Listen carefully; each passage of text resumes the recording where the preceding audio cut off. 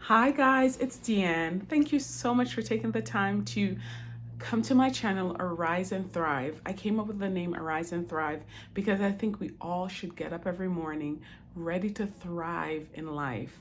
And so today's topic will be how to still go after things even when you don't feel like you have it all together.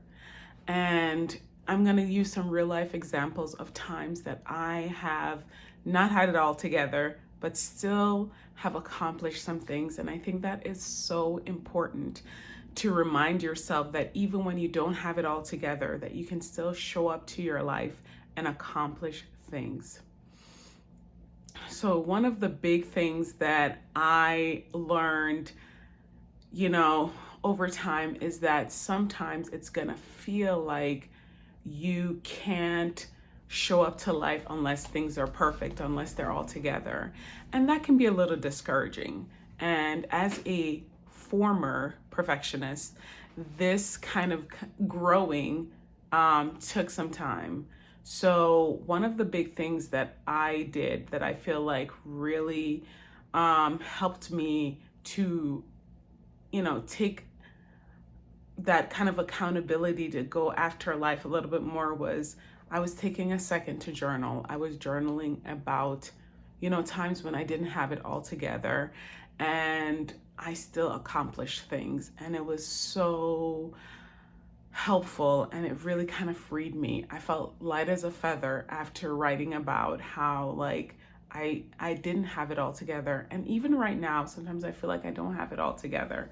But I can still show up and try and accomplish things. So one of the things that I did years ago, I was going to a job interview and I had packed the night before in my car because I knew I was going for this job interview, some changes of clothes for the interview because I worked at Sherwin-Williams and I usually wore like a nice shirt, but I wore khaki pants. I didn't wear like a nice suit or, definitely like a nice outfit that I thought would be good for a job interview.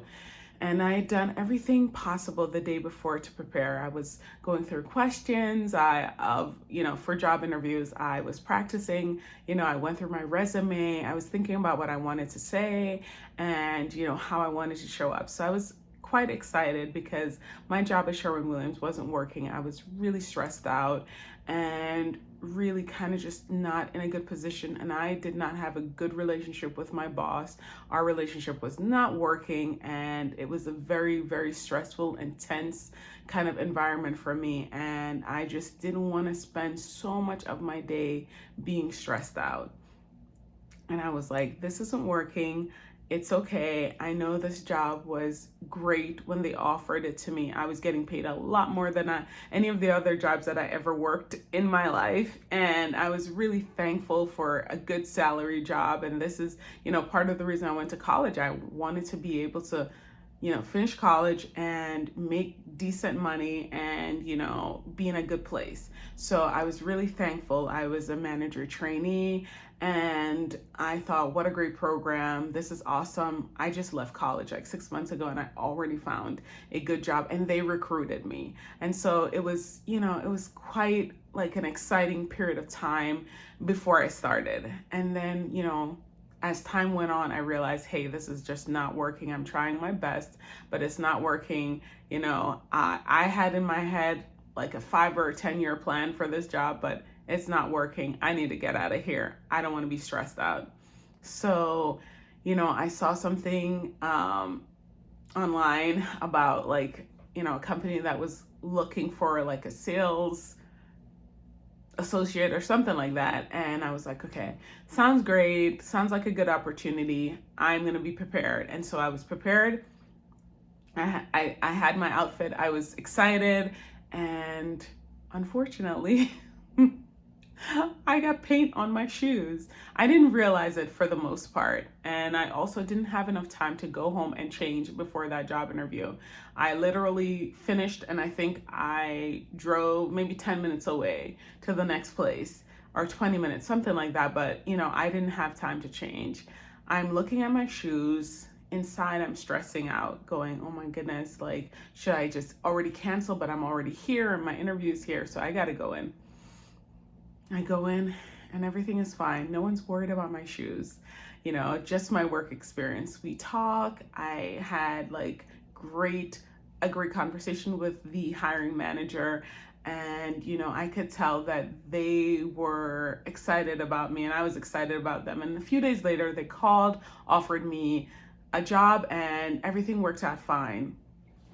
But in the moment, it didn't feel like everything was fine. I was worried about these shoes that had like paint on them. I was also worried about these socks that like I didn't remember to bring like something else to wear with my shoes. And so, I had like these white kind of like workout socks that didn't quite go with these dress shoes. And I was feeling the pressure, I was feeling the stress, but thankfully everything worked out. And another great example was, I was moving from my house to another place, and the place that I was, we had all these things in our garage, me and my husband, and we needed to get rid of them. And it was like, we didn't want to bring them to another house. They just kind of sat in the garage from our condo that we had moved to this house in. And we had promised that we were going to unpack all these things that we didn't. And so we are like, for me, I got up a little late. I had an alarm that I just kind of slept through.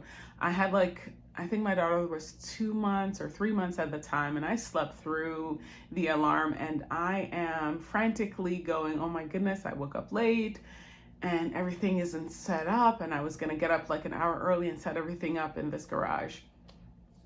So basically I'm setting things up late, and I'm also cleaning up some of the stuff because I was like, oh my goodness, I missed a few things that I didn't clean up. And so I'm cleaning up, I'm selling, and like, I'm just like, oh, like, things are still going on. So I basically spend at least half of the time that the garage sale was open cleaning things and selling them. And by the end of the day, we check and we've sold $300 worth of things. And I'm like, this is pretty successful.